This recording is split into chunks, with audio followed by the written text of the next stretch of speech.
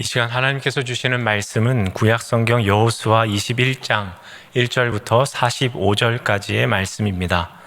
그때의 레위 사람의 족장들이 제사장 엘르아살과 눈의 아들 여호수아와 이스라엘 자손의 지파 족장들에게 나와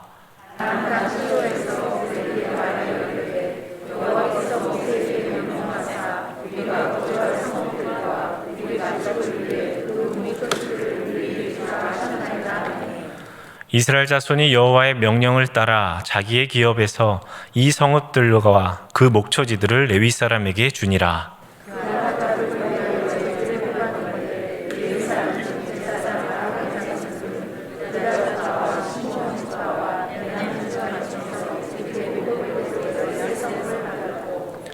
그앗 자손들 중에 남은 자는 에브라임 지파의 가족과 단 지파와 므낫세 반 지파 중에서 제비 뽑은 대로 10성읍을 받았으며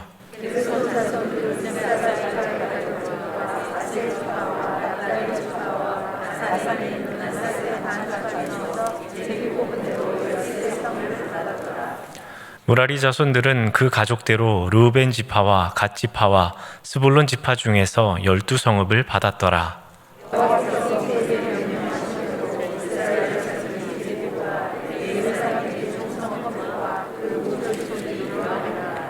유다 자손의 지파와 시므온 자손의 지파 중에서는 이 아래에 기명한 성읍들을 주었는데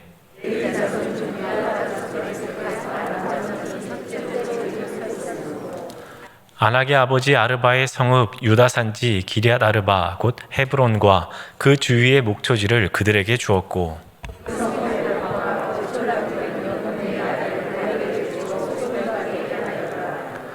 제사장 아론의 자손에게 준 것은 살인자의 도피성 헤브론과 그 목초지이요 또 림나와 그 목초지와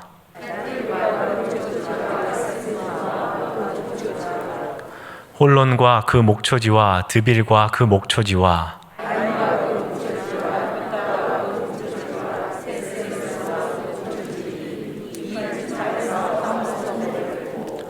또 베냐민 지파 중에서는 기브온과 그 목초지와 게바와 그 목초지와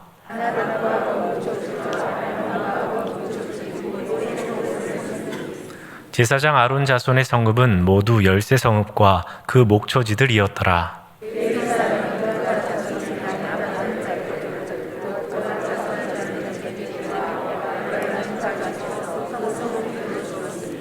곧 살인자의 도피성 에브라임 산지 세겜과 그 목초지이요 또 게셀과 그 목초지와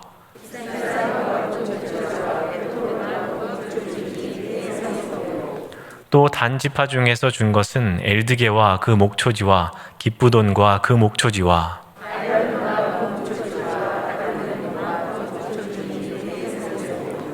또 므낫세 반 지파 중에서 준 것은 다낙과 그 목초지와 가드림몬과 그 목초지이니 2성읍이라.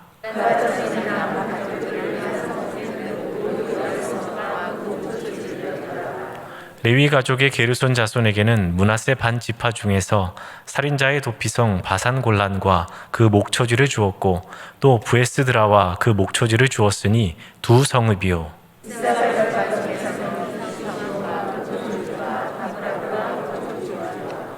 야르묵과 그 목초지와 엔가님과 그 목초지를 주었으니 4성읍이요.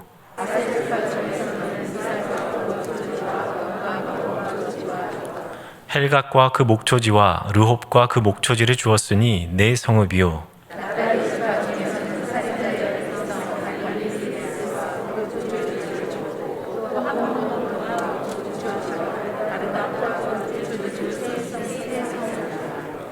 게르손 사람이 그 가족대로 받은 성읍은 모두 13성읍과 그 목초지들이었더라.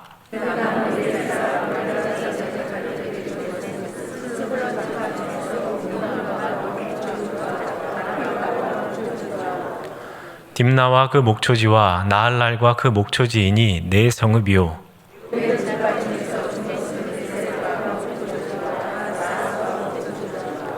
그대목과 그 목초지와 무바앗과 그 목초지이니 4성읍이요.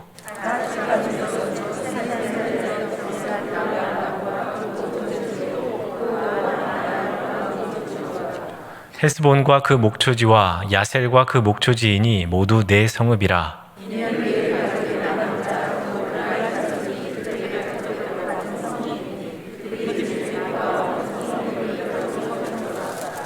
레위 사람들이 이스라엘 자손의 기업 중에서 받은 성읍은 모두 48 성읍이요 또 그 목초지들이라.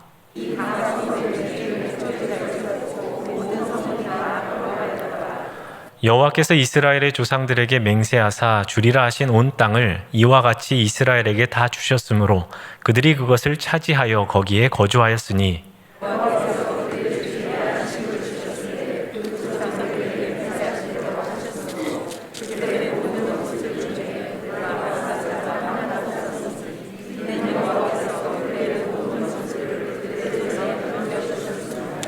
함께 읽겠습니다.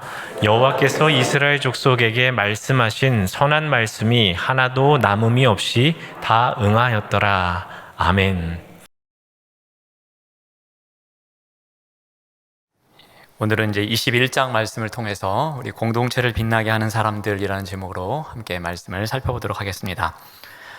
약속의 땅 분배하는 일은 이 각 지파들이 제비를 뽑고 그리고 얻은 땅을 소유하는 것으로 끝나지가 않았습니다.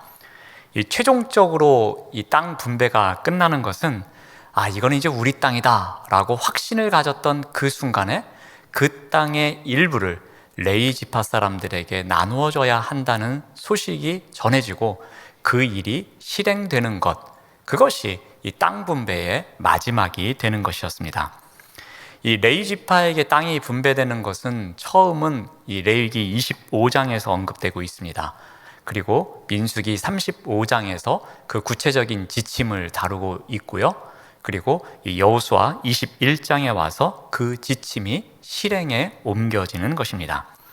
자, 이 일을 위해서 레위인들이 이 지도자인 여호수아를 찾아옵니다. 우리 1절 말씀을 보시면은 그때에 레위 사람의 족장들이 제사장 엘르아살과 눈의 아들 여호수아와 이스라엘 자손의 지파 족장들에게 나아왔다라고 성경은 기록합니다. 여기서 그때에는 아마도 각 지파에게 기업 분배가 끝나고 그리고 도피성도 정하고 그 모든 것이 끝난 것처럼 보여지는 바로 그때를 말합니다. 그러한 때에 이 특별한 목적을 갖고 레위 지파의 족장들이 지금 여호수아와 또 그의 지도자들에게 나아오고 있는 것입니다. 자, 그런데 이 하나님께서 이 레위 지파 사람들에게 맡겨주신 일이 있었습니다. 레위인들이 어떻게 살아가야 한다고 하셨습니까? 이 하나님과 백성이 만나는 장소인 이 성막에서 봉사하는 일, 그 일이 이 레위인들이 평생 해야 할 일이었습니다. 성막을 관리하고 또 이동할 때는 운반하는 일을 하고 또 제사장의 일을 돕는 일, 그 일이 이 레위인들이 해야 하는 일이었습니다. 그래서 이 사람들 또한 이 성막에서 제사 업무를 담당하는 제사장들처럼 하나님께 바쳐진 이 다양한 봉헌물과 예물에 의해서 이 의식주가 해결되는 사람들이었습니다. 그들은 이 땅에 거하면서 먹고 사는 문제에 대해서 고민하지 않고 그 일에 얽매이지 않고 잘 살아갈 수 있도록 이 하나님을 섬기는 일을 전적으로 맡은 자들이었습니다. 그래서 레위 지파는 이 하나님의 말씀에 따라서 이 자신들의 기업, 즉 그 분깃을 받지 않은 사람들이었습니다. 다 함께 약속의 땅을 향하여 수고를 했지만 우리에게도 땅을 주십시오 라는 요구를 지금까지는 하지 않았습니다. 그런데 이제 새로운 문제가 발생하자 그들이 와서 이제 땅을 달라고 이야기를 합니다. 그래서 이제 2절 말씀을 보면 레위인들이 이렇게 말을 합니다. 가나안 땅 실로에서 그들에게 말하여 이르되 여호와께서 모세에게 명령하사 우리가 거주할 성읍들과 우리 가축을 위해 그 목초지들을 우리에게 주라 하셨나이다 라고 말합니다. 그러니까 실로는 지금 서쪽으로 와서 7 지파에게 땅을 분배했던 장소였습니다. 그러니까 땅 분배가 어떤 인간의 계획적인 일에 의해서 이루어진 것이 아니라 하나님께서 인도하시는 가운데에 그 언약이 성취되어 가고 있음을 확인시켜줬던 장소, 그 장소가 바로 실로입니다. 이 실로에서 레위인들이 와서 지금 자신들에게도 땅을 달라고 이야기하고 있습니다.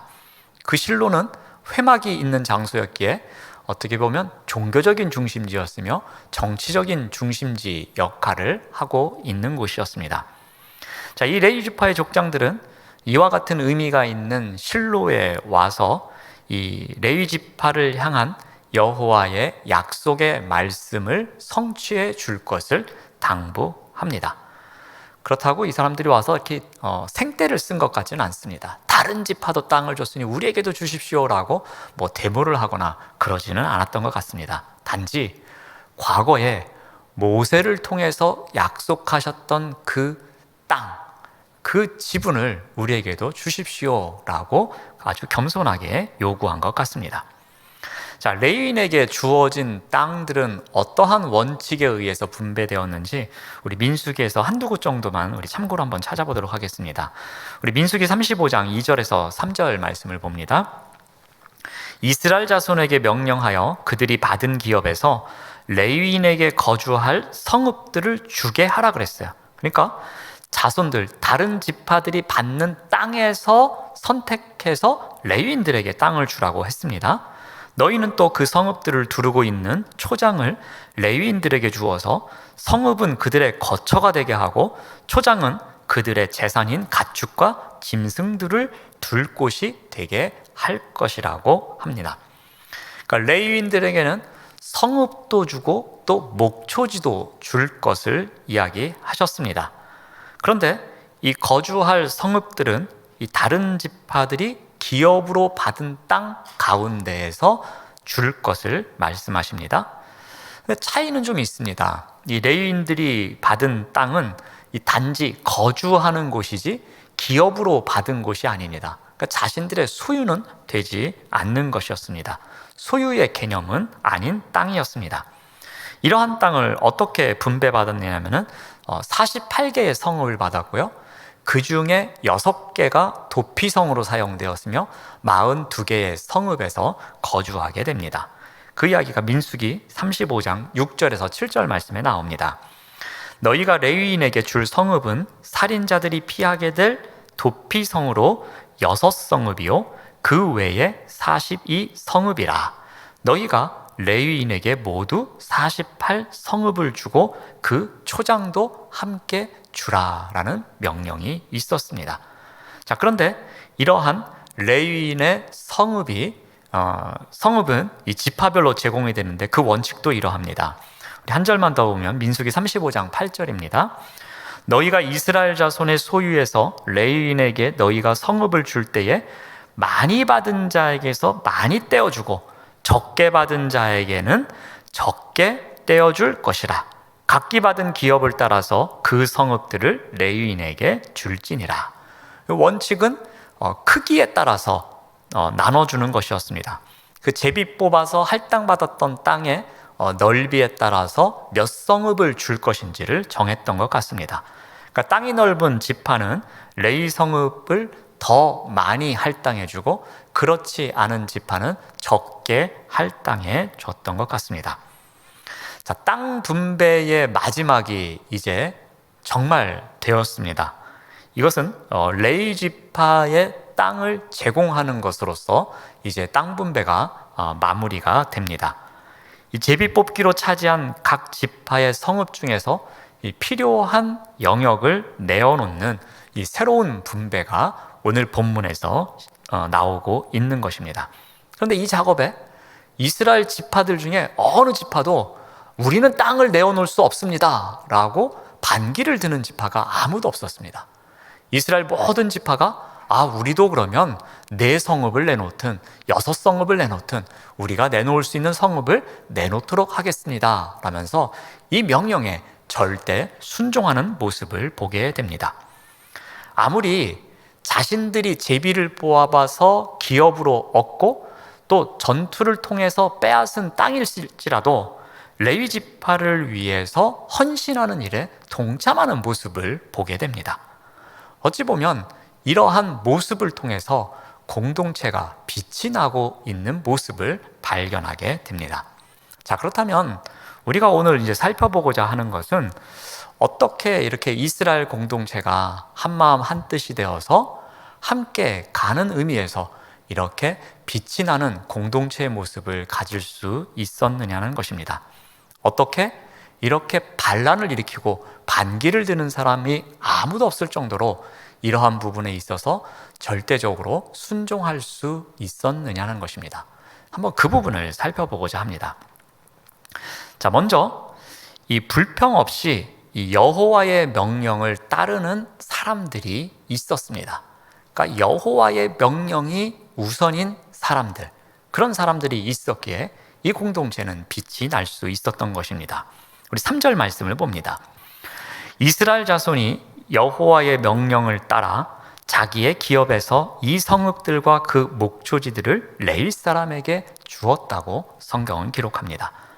각 지파의 사람들은 불평 없이 여호와의 명령에 따라서 순종했다고 합니다. 과거에 모세를 통해서 선포된 말씀입니다. 그러므로 어찌 보면 무시할 수도 있는 명령처럼 보여집니다. 그런데 여호와의 명령에는 권위가 있고 효력이 있음을 그들이 알았기에 여호와의 약속은 분명히 성취된다는 것을 믿는 사람들이었길래 그 명령에 따라서 순종하는 모습을 보여주고 있습니다. 우리 민수기를 통해서 살펴보았던 이 백성들, 출애굽 백성들의 모습은 늘 어떠했습니까? 불평이 앞서는 사람들이었죠. 순종보다는 불평 쪽에 좀 더 방점이 찍혀 있던 사람들이 이 출애굽 백성, 40여 년 동안의 광야 생활을 했던 이 출애굽 백성들이었습니다. 특히 이 마시는 물에 대해서 불평을 많이 했던 사람들이었습니다.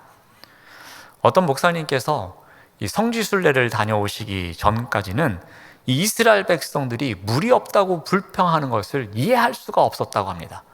어떻게 홍해를 건너고 어떻게 그렇게 많은 기적을 경험했는데 그까지 물 없다고 이렇게 불평을 하나라고 생각을 했답니다.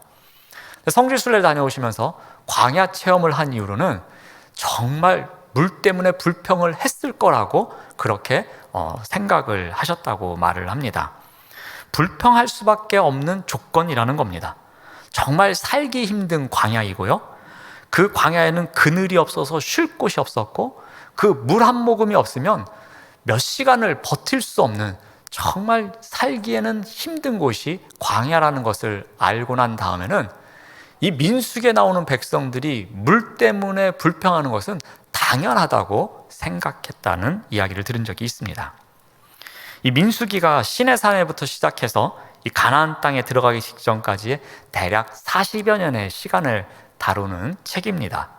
그런데 이 기록들을 보면은 이 40여 년 동안에 대략 한 9번에서 10번 정도의 불평하는 사건 이야기가 나옵니다. 40년에 10번 했다 손 치면은, 평균 치면은 4년에 한 번꼴 불평한 겁니다. 이 정도면은 이스라엘 백성들은 훌륭한 겁니다. 우리는 며칠 한 번씩 불평하죠? 4년에 한 번 하면은 이거는 정말 훌륭한 백성이라고 저는 생각을 합니다. 이 민수기의 이스라엘 백성들은 물론 크고 작은 불평 기록되지 않은 것도 있었을 것입니다. 그렇지만 그들은 근본적으로 불평도 많이 하지만 순종도 잘하는 백성들이었던 것 같습니다. 그래서 민수기에서는 이렇게 기록을 하죠. 민수기 9장 18절 말씀을 봅니다. 이스라엘 자손이 여호와의 명령을 따라 행진하였고 여호와의 명령을 따라 진을 쳤으며 구름이 성막 위에 머무는 동안에는 그들이 진영에 머물렀다고 기록합니다. 자, 이제 가나안 땅에 들어온 이 백성들은 이 이전에 조금씩 불평했던 것, 즉 평균 한 4년에 한 번씩 불평했던 그 선조들의 모습과는 달리 여호와의 말씀에 성숙하는 데 있어서, 말씀에 순종하는 데 있어서는 어느 정도 성숙한 모습을 보여주는 것 같습니다. 이 땅 분배에서부터 더욱 성숙한 모습을 보여주고 있는 것입니다. 자신들이 얻은 그 땅조차도 이 레위 지파를 위해서 순종하는 마음으로 내어놓을 수 있을 정도로 아주 멋진 모습을 보여주고 있는 것입니다.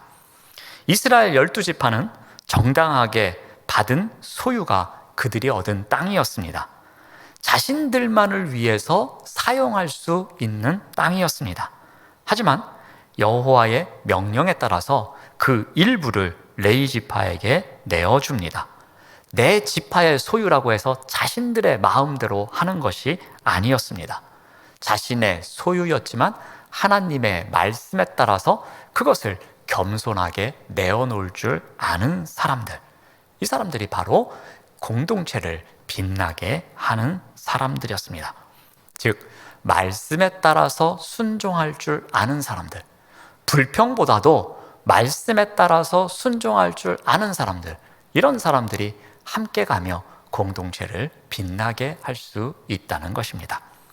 자, 두 번째입니다. 두 번째는 어떤 사람들이 공동체를 빛나게 할 수 있느냐면은 이 자신이 누리는 것 또한, 자신이 소유한 모든 것 또한 하나님의 소유임을 인정하는 사람들입니다.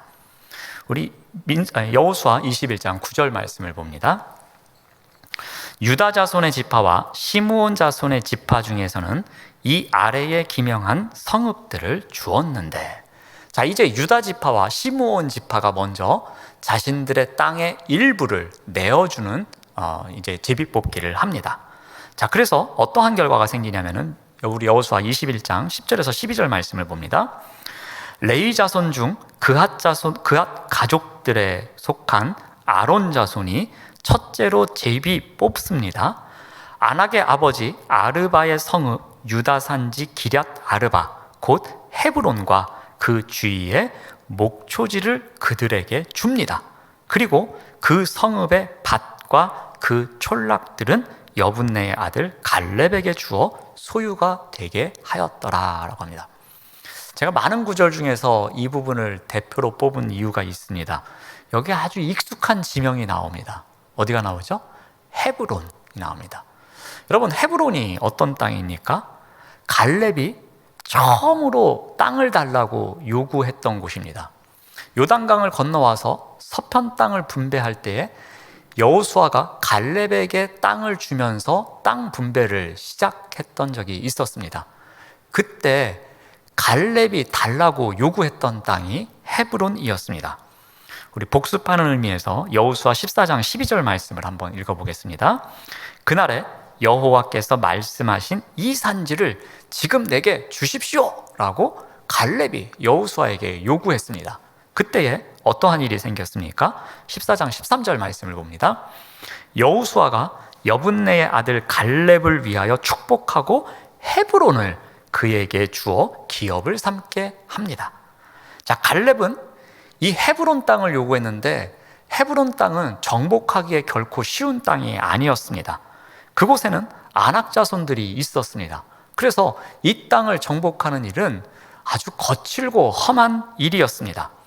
가장 험하면서도 정복하기 어려운 헤브론 산지를 취하겠다고 약속을 하고 그 땅에서 힘들게 전쟁을 통해서 그 헤브론 땅을 얻었습니다. 그런데 갈렙은 이렇게 힘들게 싸워서 차지한 헤브론 성읍과 목초지를 어떻게 합니까? 그거를 아무 미련 없이 레위 사람들에게 내어주고 있는 것입니다. 자신이 고생을 해서 얻은 땅인데 이 땅이 자기 거라고 생각했는데 갑자기 레위인들에게 줘야 하는 상황이 생겼습니다. 여러분, 솔직히 말해서 이거 주고 싶겠습니까? 이거는 내어줄 수가 없죠. 나의 가족과 나의 또 수하에 있는 부하들이, 그 많은 사람들이 피를 흘리고 땀을 흘리면서 얻은 땅인데 그 땅만큼은 내가 지키고 싶은데 이거를 쉽게 주고 싶겠습니까?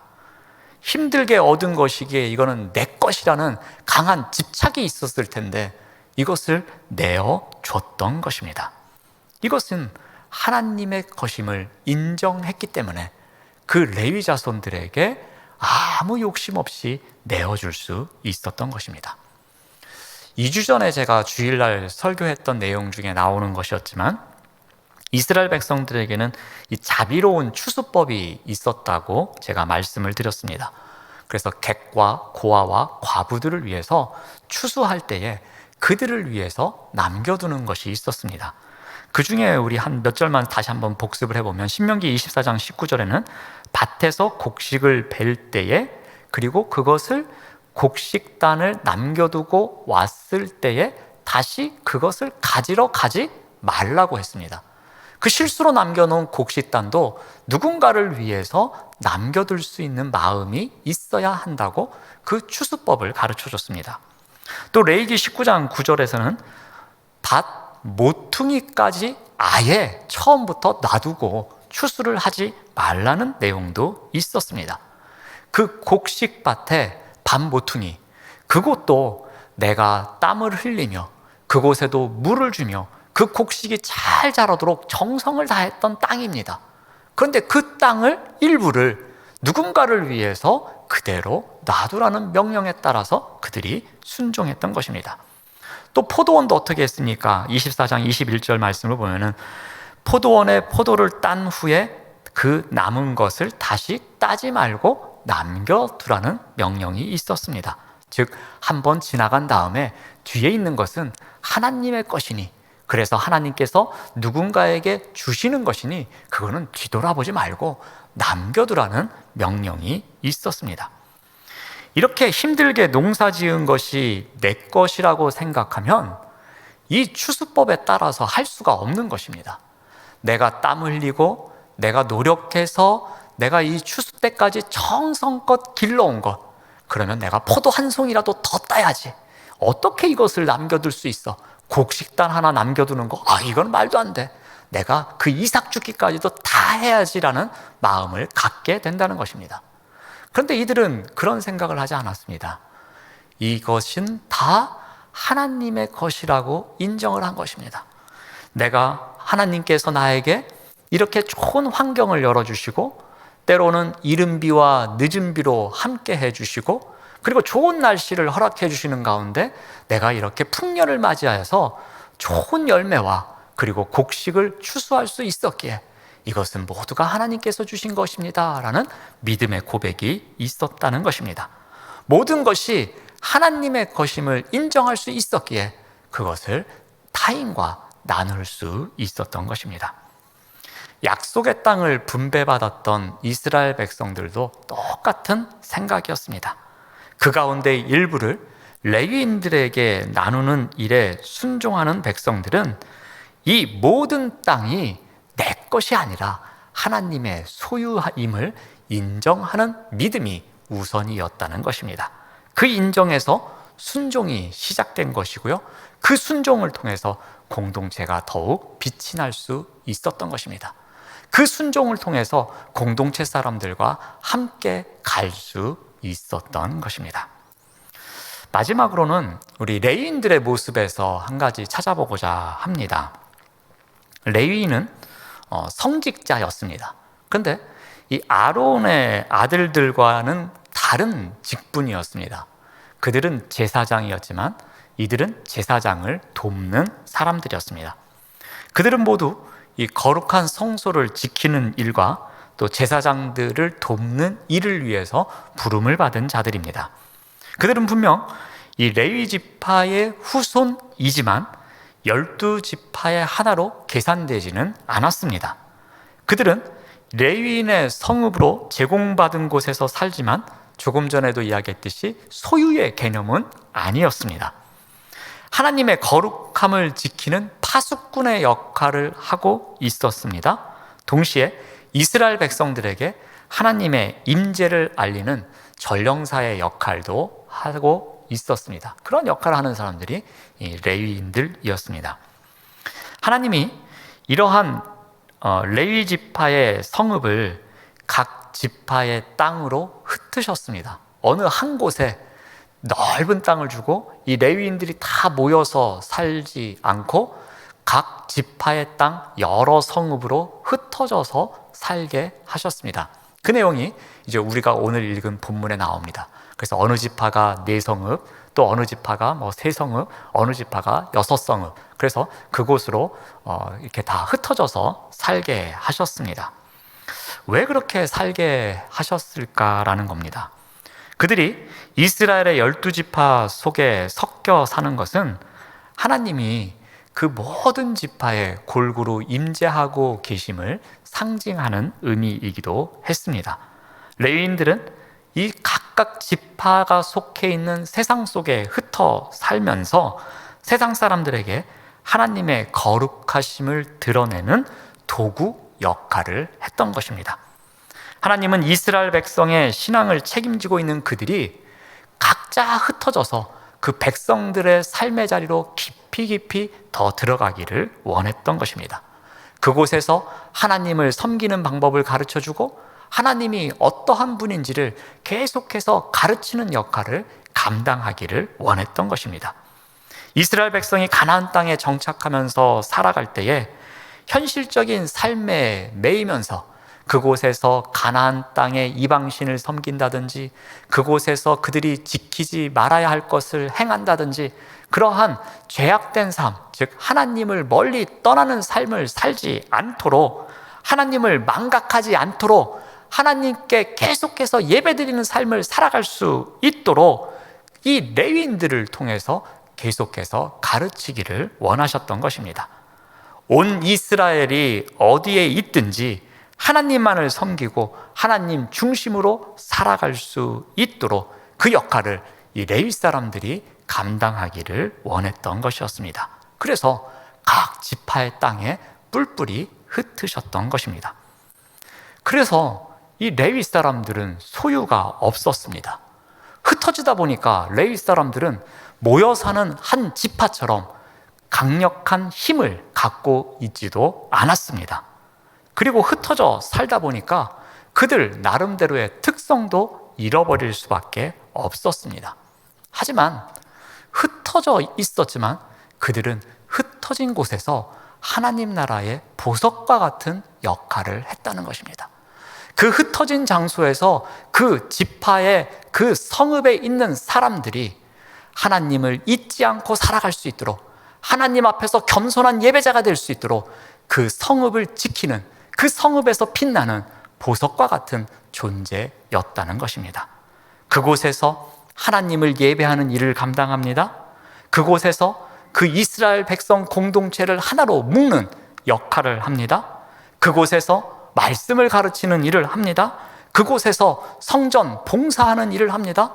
그곳에서 하나님께서 필요로 하시는 일을 각자가 감당하는 일을 하고 있었던 것입니다.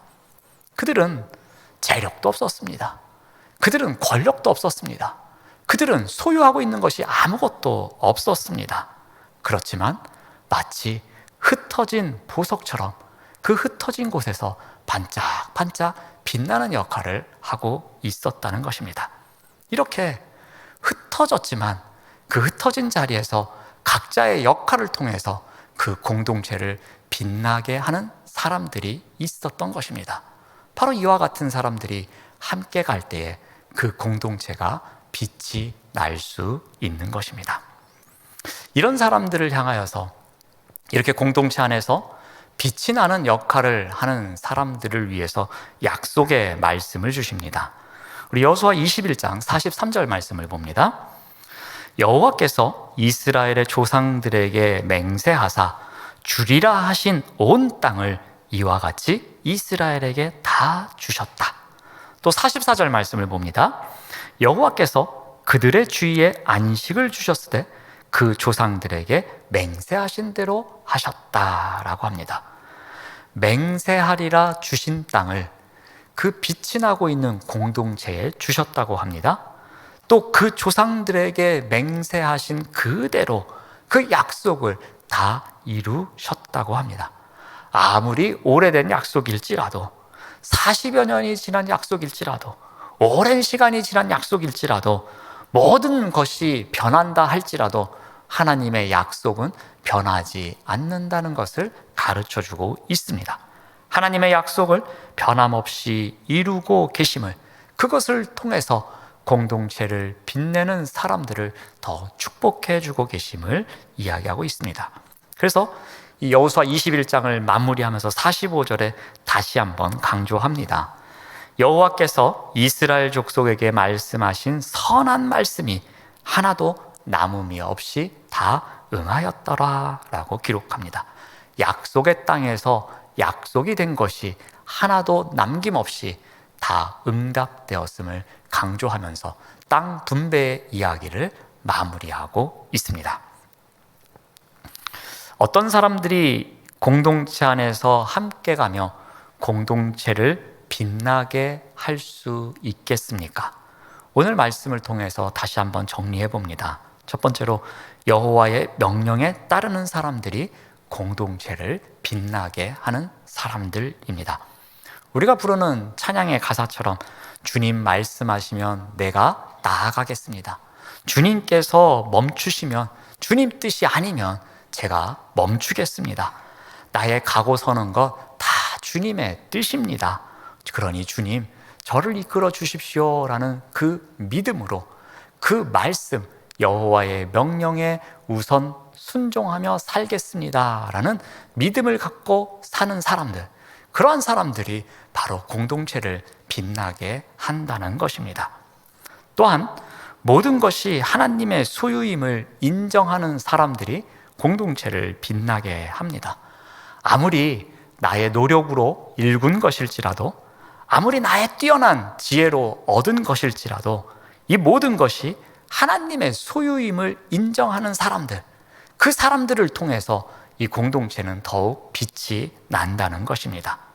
또한 레위 사람들과 같이 어떠한 소유가 없을지라도, 어떠한 세력도 없을지라도, 여기저기 흩어져 사는 존재와 같을지라도 그 자리에서 마치 흩어진 보석과 같이 작은 빛을 내면서 그 역할을 감당하는 사람들, 그러한 사람들에 의해서 그 공동체는 빛이 난다는 것입니다. 사랑하는 여러분, 여호와의 말씀에 따라서 모든 것이 여호와의 소유임을 인정하면서 우리를 부르신 그 자리에서 마치 흩어진 보석과 같이 살아가는 삶, 그 삶이 우리의 삶이 되시기를 바랍니다.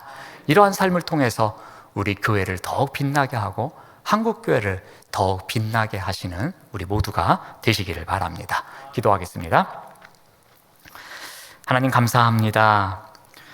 말씀이 이끌어가는 삶, 또 모든 것이 하나님의 은혜임을 고백하는 삶, 그리고 부르신 자리에서 흩어진 보석과 같이 빛나는 존재로 살아가는 삶, 그러한 삶을 살아가는 그리스도인이 될 수 있도록 인도하여 주시옵소서.